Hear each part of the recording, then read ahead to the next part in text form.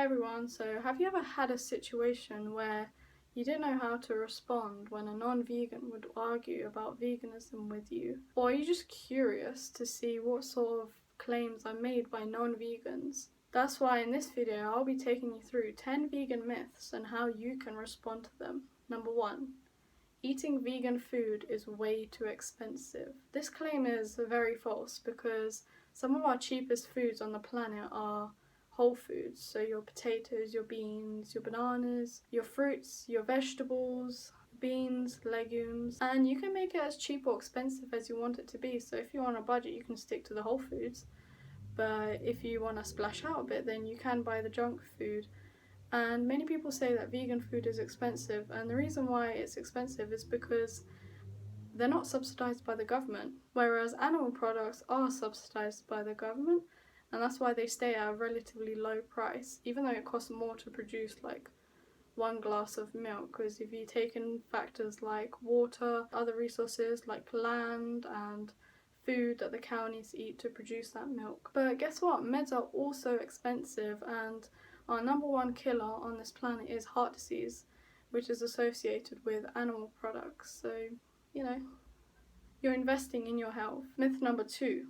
It's my personal choice. Personal choice stops at the point where it affects someone, so when they suffer or die. I know this is a bit extreme, but would you like it if I sliced you and I said, it's my personal choice? How would you think the animals would respond? They can't respond because they're voiceless and we have to speak up for them. You have to give animals the freedom that they want with your personal choice. Because essentially what you're saying is you have the freedom to choose whatever you want to eat. So why don't you just give animals the freedom that they deserve and give them the rights that they deserve? Myth number 3. Vegans are deficient. Vegans don't get enough protein and B12. So guess what? Meat eaters aren't deficient free. Meat eaters can also be deficient. I'm pretty sure the term deficiency came around when non-vegans were around. I would say that's frankly the opposite. Vegans are less deficient because they are going to the direct source of their calories, which is plants. When you go to the direct source of plants, your body finds it a lot easier to absorb in the body all these nutrients such as iron and calcium. And there's no such thing as a protein deficiency. Like, have you ever heard of someone being protein deficient? I don't think you have. Maybe the reason why you can be protein deficient is because you're not getting enough calories, and that can be the reason why you're not getting enough calories and you aren't getting enough protein, which can lead to protein deficiency. And about B12, like there's this whole stigma that vegans don't get B12 and all this, they have to drink supplements.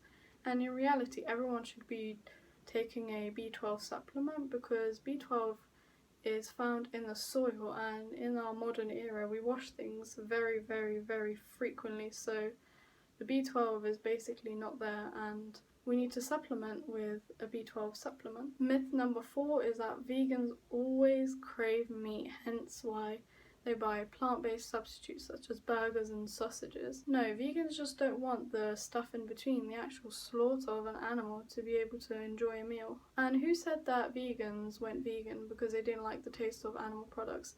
I'm pretty sure there are a lot of vegans who didn't go vegan because they didn't like the taste of animal products, because they cared about animals. I know that me personally, I was the biggest meat eater and I didn't go vegan because I didn't like the taste of animal products.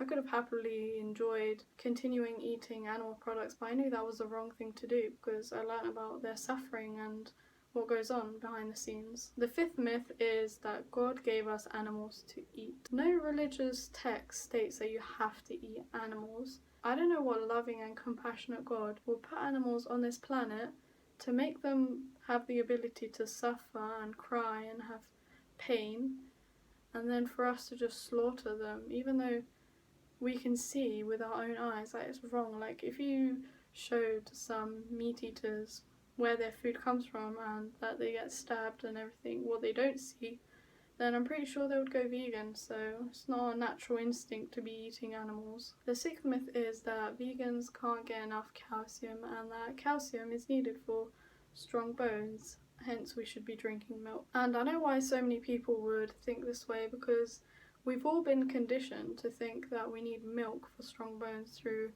advertisement, through our tradition, cultural traditions, and we've been conditioned and programmed to think that we need milk, and this is what the milk industry actually wants us to believe. They won't have any other justification for animal suffering, would they? And calcium is better absorbed if we eat plants, because we're going directly to the source and not going through the animal to get our nutrients like calcium.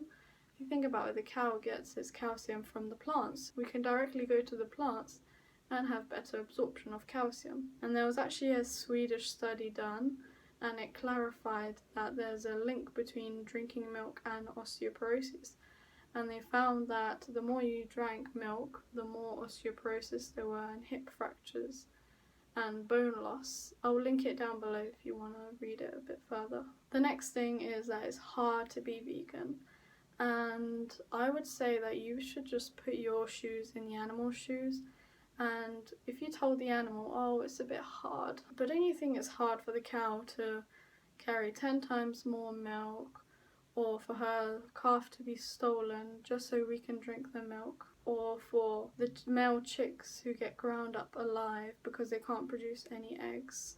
Don't you think that's a bit hard? So your bog standard fruit, vegetables, beans, legumes, lentils, all of that can be found in any supermarket, I guarantee it. And there's also apps such as Happy Cow and VegSafe. So Happy Cow you can use to look up vegan restaurants around in your area, wherever you are.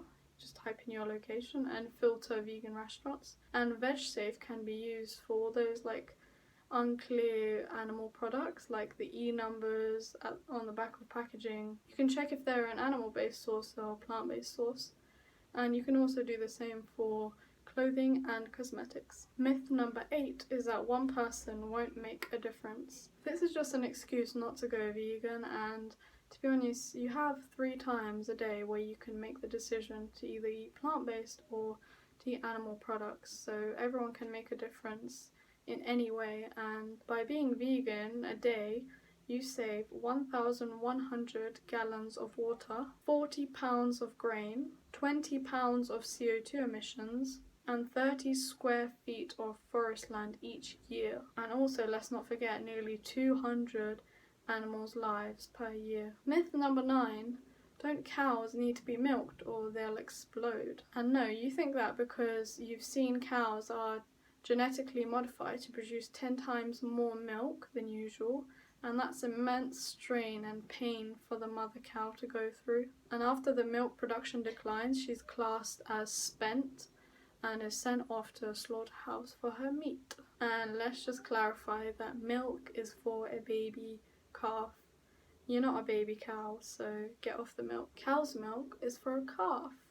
Human's milk is for a human. You know, we stick to the same species. We're the only species that drinks milk of another species. And number 10, vegan diets are not suitable for children. And this is completely false and has been proved in science.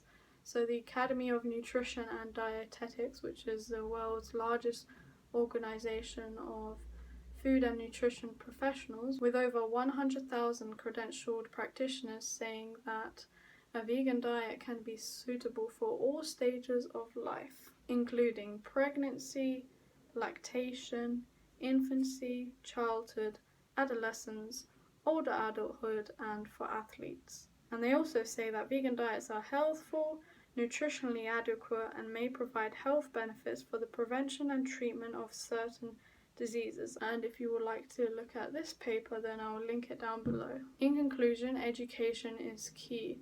So if you educate yourself on all the non-vegan responses, then you can be 100% more confident. And my last thing that I want to say is that, so work out the point that the person is trying to make. Is it from the health angle, the animal angle, or the environmental angle? And then from there, it will make it so much easier to, pick out the stuff that you have in your head. So thank you for watching my video. I hope you enjoyed it. Please subscribe if you want to see more content. Press the bell icon to get notified when I upload. And also follow me on Instagram so that you can get updates of when I upload and more information. And until next time, remember that one by one, we can make a difference. Thank you guys. Bye.